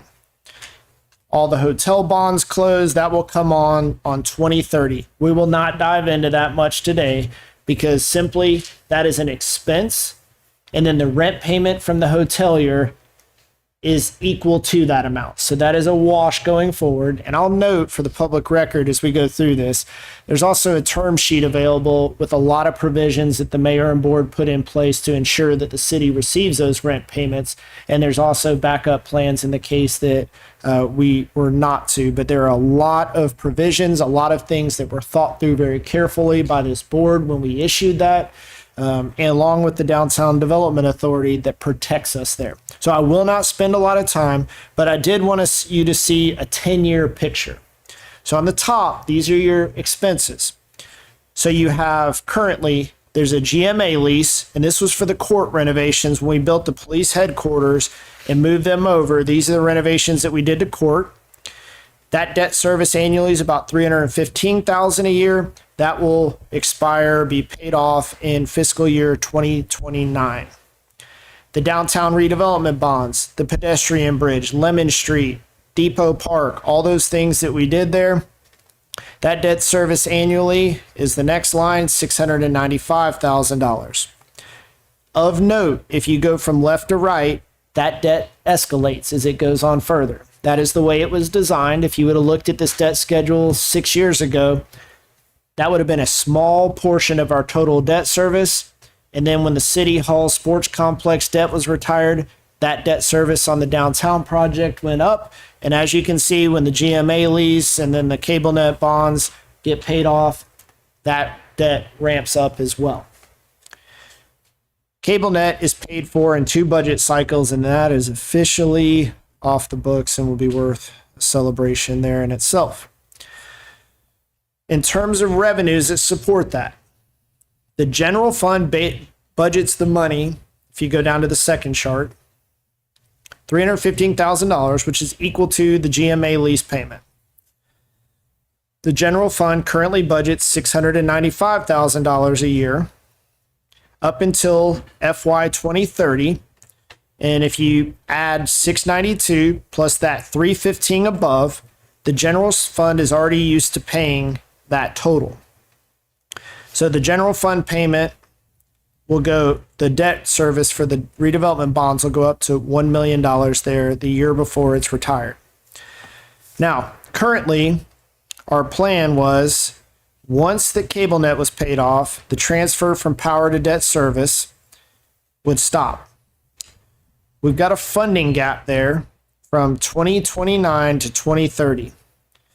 If I were to show you if we did not come up with a plan or we didn't have a 3-year budgeting process to deal with this, you'd have been staring at two $700,000 payments, one in 2029 and one in 2030.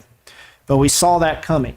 So instead of ending that transfer outright in 2028, we're showing it reducing down to 50% in fiscal year 2029 and 25% to 173,000 in 2030.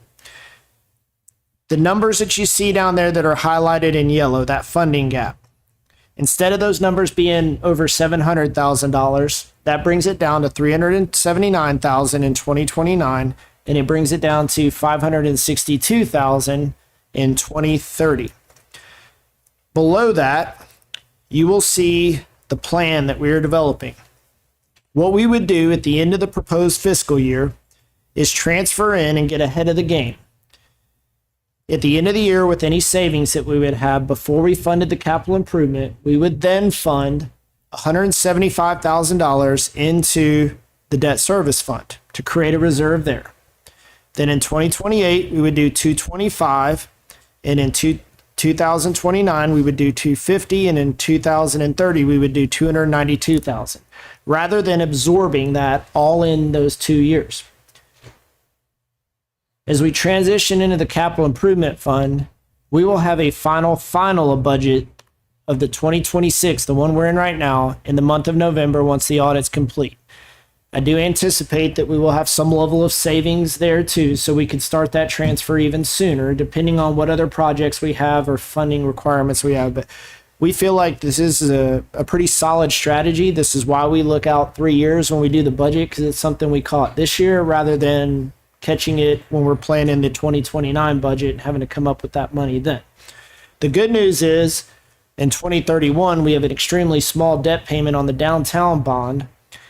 And I think what this does is it puts this board on track to continue to hopefully maintain the millage rate, again, short of all the assumptions that we've made here, 489 payments, all the healthcare assumptions, is that then that could be utilized to continue the trajectory to meet our expenses moving forward into the future. So that is how we would propose to retire the debt that we have on the books and fill that funding gap. Any questions on that?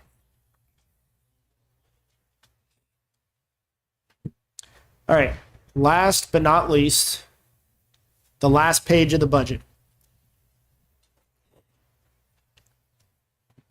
351, capital improvements.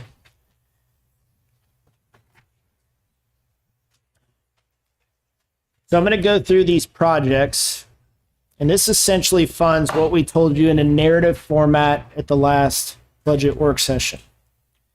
Some of these things you'll see decreases in these lines. If you see a decrease, it's usually because the project's complete, the purchase has been made of the vehicle or the equipment, and there's just remnant dollars that need to be assigned to another project or vehicle or a piece of equipment. Each year, when we start the budget process, each department head is responsible for putting together a 3-year capital program. We have lengthy discussions on these. Sometimes things get moved up, sometimes things get moved back, but ultimately we try to fit into what we anticipate our savings and our end-of-year transfer being. This also helps accomplish some of the initiatives we set in the visioning session and several of the projects that we'd like to move forward here. The first line, and I'll go line by line, that's a remnant expenditure there that we're just rolling into other projects. Line 2, that's going to be that $75,000 card access at the police department. Line 3, property acquisitions. We should have some good news to formally report by the end of the week on the acquisition of one of those critical parcels. But this funds in this line item with these transfers in any and all acquisitions that we've identified to date. Item 4, this would be for the purchase of additional Christmas decorations in some areas in the downtown that don't currently have it, but also the replenishment of some of our items that have gotten old. Line 5, this would be for a space study. This would not be an extensive design. This would just be to do some as-built and document the jail space and what we could potentially do with that in the future. Line 6. These, It's a space study. Are you, you're not. no, sir. We're gonna keep it inside the city limits, no outer space. Line 6. These are some things in the world, and I note too, I always try to note the things that we're not funding currently. In Public Works, not recommending funding for a concrete mixer of $29,000. That may be something that we come back to if we have additional end of year savings back in November, but I want you to know that. There's a tire machine that we desperately need in the shop. There's an air conditioning machine that we need that can work on our vehicles, and then a scan tool that'll help us diagnose things. One of the challenges that we have, and we have a big piece of machinery break and we have to have it towed to a vendor. We can't have it towed around 3 times to get 3 different quotes. If we're able to diagnose that in-house, we're able to take that diagnostic and send it out and potentially get more competitive pricing there. And then $150,000 for a bucket truck in Public Works. The last one is, the current one is at the end of life and it needs to be replaced. This is utilized for minor tree trimming that they do in Public Works, but it's also for replacement of signs and anytime they need to get elevated and conduct work outside of a ladder setting. Some adjustments on cemetery professional fees. That's just some remnant dollars there. We do increase there in line 8 enough to redo. We're going to do a fence already as part of the budget around the sediment pond, but then we're going to replace the fence along Cemetery Street, which has been needed for a while. And then, yes, sir. It won't have the pointy edges to it at the top because we've actually had some instances where the deer have tried jumping it. They've been impaled by it. So it'll have that same look. It won't be the wrought iron. It'll be more of the aluminum type fencing.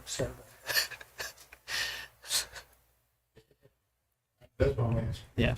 Sorry, I didn't mean to get so descriptive, Miss Haas. I know, I mean, Yeah. you guys, I can see it happening. Yeah. All right. So, and line 10, recreation, that'd be for a new crew cab to replace a vehicle towards its end of life. Line 11 is that mower that we talked about last time, and I'll continue. While it is expensive, it does significantly reduce our manpower and reduction of the time that it takes to cut our grass, and the one that we have now has been extremely beneficial to that process. Kim and her team were able to bring the cost down on the Dallas Landing project that we had currently funded in there, so we're able to turn those savings into another project. Over at Newberry Park, this is a newer project, and this is the value of the capital improvement program and having a sustainable fund that we can go to. It's things that we can't always see 5-10 years in advance. So this is the big baseball field that you can see from South Main Street that has the grandstands, Coates and Clark, Senior Field, some other things that may go by there. Stormwater team has been out there, Parks and Recreation. We've done some patchwork.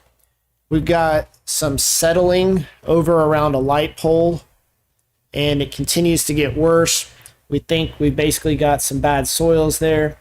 If you look at the grade of that park, probably it was years over years of being filled in and probably not done properly, or maybe there's some organics in there. We basically got to take out some of that slope, rebuild it, put in some new fencing. A significant cost part of that is to stabilize that light fixture while the team goes in there and does it. Stormwater will be doing it in-house, so that'll have some cost savings associated with it. But we do need to fund that project to the tune of $125,000. So that was one of the projects that we included in here as well. I did note in here on 14, a Chevy Colorado, and that is not funded. That would be for the building department and the inspections. We have one that can get us through, and that may be one that we look at again if we have additional savings at the end of the year, but I did want to disclose that we did not fund that in this program. Then you see a combined $505,000 between lines 15 and 16. This would be for civil engineering, environmental engineering, and potential purchase of credits to be able to expand our downtown parking. And that will come with some acquisition that we hope to be able to report soon to the board.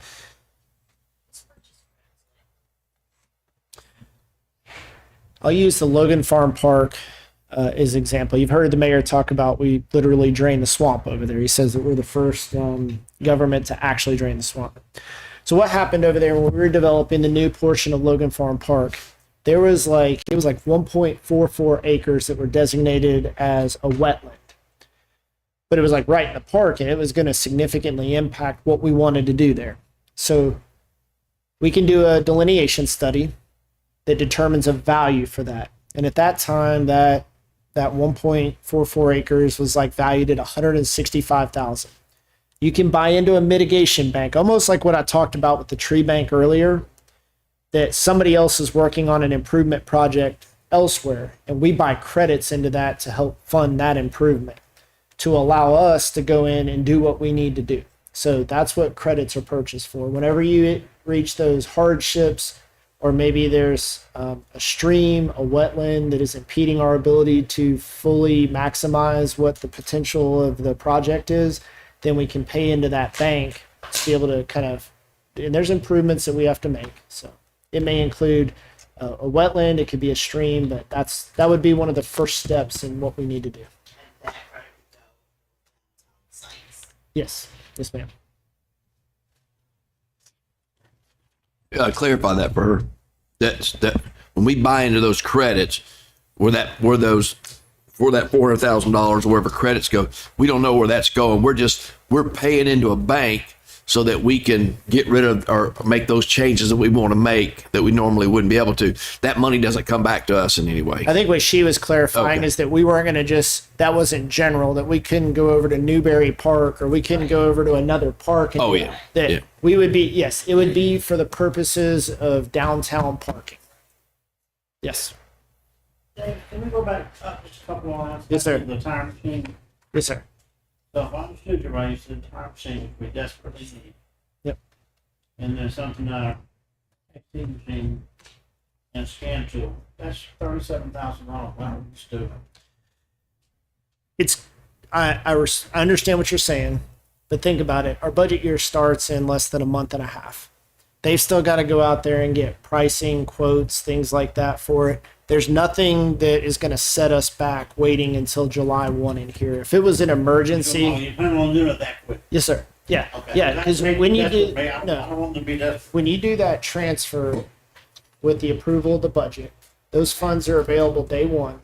And, the direction of the team, they'll know the second meeting in June, what you've approved. They can go out there and start getting those quotes. This isn't one of those cash flow situations. This is the money's available once you transfer it in. And so they're a month and a half away from, if it's the will of the board, to getting these things. So, Cross your heart, hope the bastard can do when you're at. sir. Well, yeah.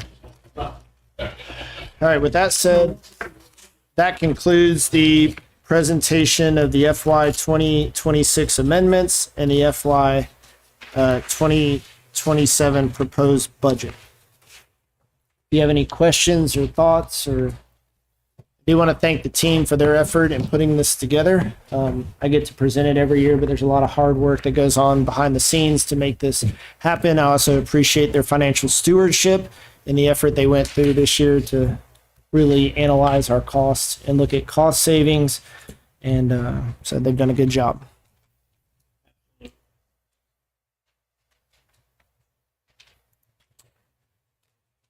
City manager report? Sure. All right, we got a lengthy city manager report this evening. Well, we're not gonna, I do. we're gonna start on this side. 2 minutes. Just some important things of note. I'll cover the most of this in the pre-meeting or the briefing on Thursday. Just want you to be prepared. Tomorrow is a big day. The Downtown Development Authority is going to meet at 6 o'clock, not 4 o'clock. They will approve the resolutions and everything to issue the bonds on the hotel, and that'll close in the next couple weeks. We've got the groundbreaking ceremony set up. So it's an exciting time in moving that project forward. Wednesday of the 20th, we've got senior luncheon, and I think Neely sent something out. We've got like 268 participants signed up for that. You got your regular meeting on Thursday. Memorial Day ceremony, 10 a.m. Watching the forecast pretty closely. If we have to, that can be moved into the community center. Of note, in case you get any questions, we will have a gun salute as part of that. So if anybody calls you hearing gunshots, that is part of it. The ceremony there. If it's indoors, we'll do that on the patio. Yes. Just wanted everybody to be aware. Senator Setzler will be our speaker. Memorial Day offices are closed. I'm assuming based on tonight, you do not wish to have a special call meeting next Tuesday. And then next Wednesday, Public Works Appreciation Luncheon over at the Power and Public Works Building. Got a ribbon cutting next Friday. This was actually one that was generated out of the Coffee with the Mayor and the Acworth Business Association. It was a gentleman who started a lighting program. He started just doing hanging Christmas lights, and now it's turned into decorative lights, and he's grown a business over behind Publix. And he said he was kind of out of sight, out of the way. He's been open for 9 months, so we encouraged him to do a ribbon cutting to be able to get his message out there. And then next Saturday, classic car cruise at Logan Farm Park. Customer service has sent out close to 1,100 business license renewals. It's that time of season. They'll be working on that.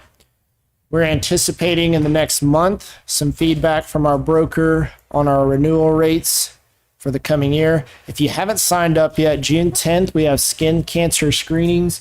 We have several spots left. This can be for spouses as well, if you're interested. The Real-Time Crime Center, the IT team has ordered the final screens and computers to hopefully get that up and running. We're working on some IGAs with the county, so that continues to come together. Amazing Gas Station at Worth Street in South Main has been issued their certificate of occupancy, so they can operate. So hopefully they can cut their grass. Yes, sir. Kathy's going to transition from the side of her team that gets them the building department, that gets them open to code compliance, that gets their grass cut. So she's a one-stop shop in that world. Daryl's still working on the drone ordinance. They're working with the police department, just making sure there's no conflicts with our drone, but we do plan on bringing forth to you the zoning to have that discussion to see if drone delivery is something that the board wants to do. There's been 2 OAC applications, one on Toccoa Drive for a demolition over there, and then Northside Drive for a remodel. The remodel has been moved forward in the process. The committee will meet again to discuss the Toccoa Drive. And then we talked about the other thing that DDA will have on their agenda tomorrow is the purchase and sell agreement and the IGA for the restaurant parcel out in front of the hotel as well. I can brief you afterwards on that one. James, that's in June. In June. June. Yeah. Saturday's farmers market. We had our first one this past Saturday, had a ribbon cutting. Everything went extremely well. Just so you know, too, it's not always the same vendors. There's some vendors that may do both days, but there's some that can only do one or the other. I believe it's like 60 vendors on Fridays and then 40 on Saturdays. With a total of 80 vendors. 80 vendors. Gotcha. Yes, sir. That would be 123. No. When you Some believe come it 2 when you days. say it. Yeah. Yeah. Some comes Friday, Saturday. We're mathed out right now with the budget, so we round off.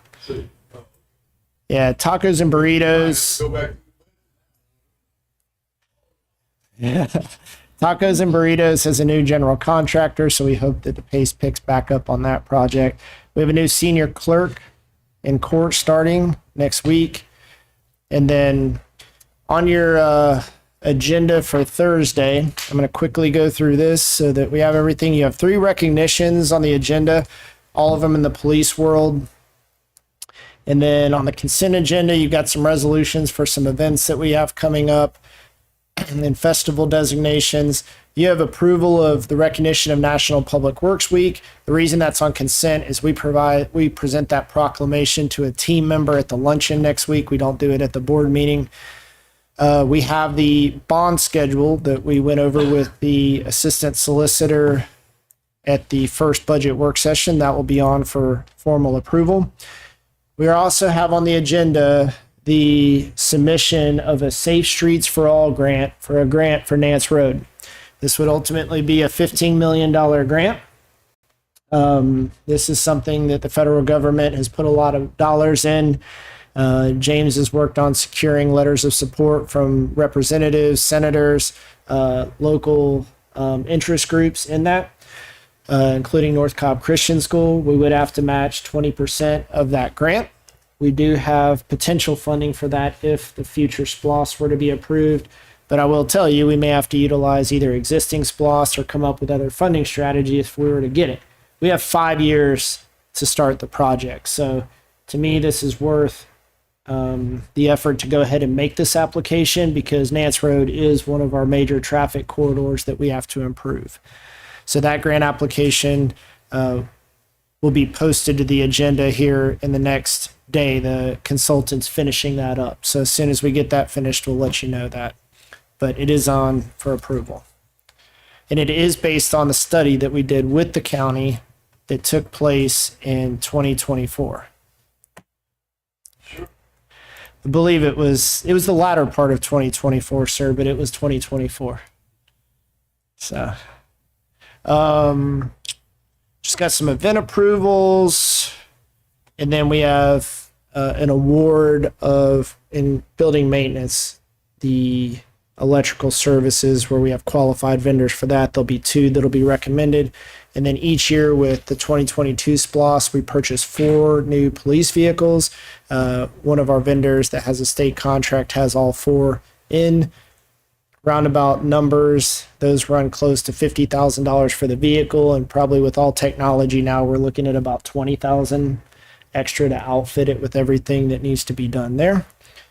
And then we'll ask for an amendment to the purchase order. With our agreement with Bartow County, if you recall, in our sanitation fund, we were able to save money a couple years ago with the agreement that they came up with Bartow County. We just need additional funds. It is a budgeted item. We just need expansion of the PO to be able to pay those invoices when they come in, but it's all within the existing budget. No amendments needed. Any questions on the consent agenda or the agenda for Thursday in general? All right, to wrap things up, Acworth Due West, the borings, if you drove by there, were done. We should expect the results. The design team will go to work immediately. We're still planning out sometime getting this bid out in that July-ish timeframe. We are working on those temporary easements. We've had some back and forth with some of the residents. These are only temporary easements in most of the cases. They are not permanent acquisition of right-of-way. We're down to the point where we will offer them their final offer, and then we'll decide where to go from there. But we are trying to get that taken care of. The Northside Drive project, the team will be doing that in-house as well. It will require blocking off that section of the street for up to 6 weeks. We'll try to get it open sooner if weather permits and the process allows us to. We're also working on the funding. It's our last obligation to CSX of about $70,000 for review fees of utility work that was done along the way. But after we get that paid and we get this work done, we can close out the Northside Drive project and be done with it. The right-of-way crew, you need to know this, will be working. They've started over kind of behind City Hall towards 92, and they'll work their way over to the Holbrook. So they'll be working in areas that have some larger tree specimens, but they'll be navigating that area. We have 2 new hires coming up. One is a grounds worker, one is an apprentice 1. And ECG continues to do our system inventory, so that is on track to be completed as part of the AMI project. We're hosting another Braves Country baseball tournament this weekend at the sports complex. Weather permits, have an extremely busy weekend at the beach. I know it'll tax our police department and the Parks and Recreation department, but we know that they'll be ready for that as well.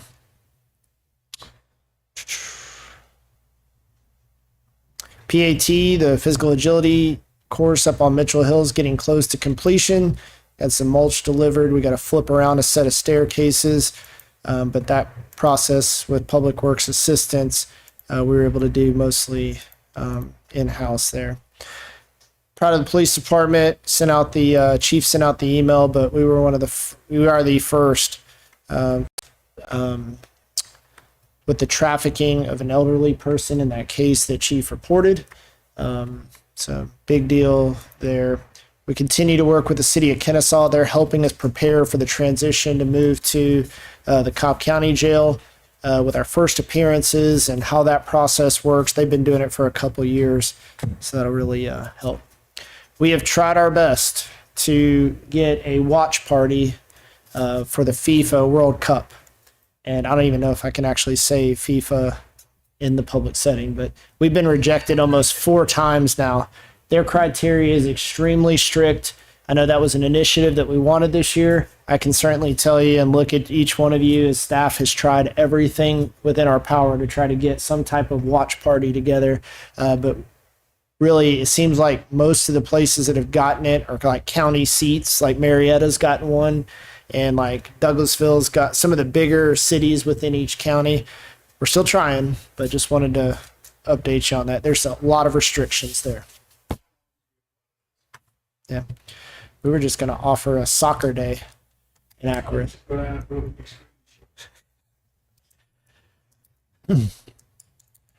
And don't forget, Sunday, June 14th is the Threads of Freedom Parade. We'll have a float for you. And outside of that, that concludes my report for this evening. Anything else out there? Anything else out there? Oh. No.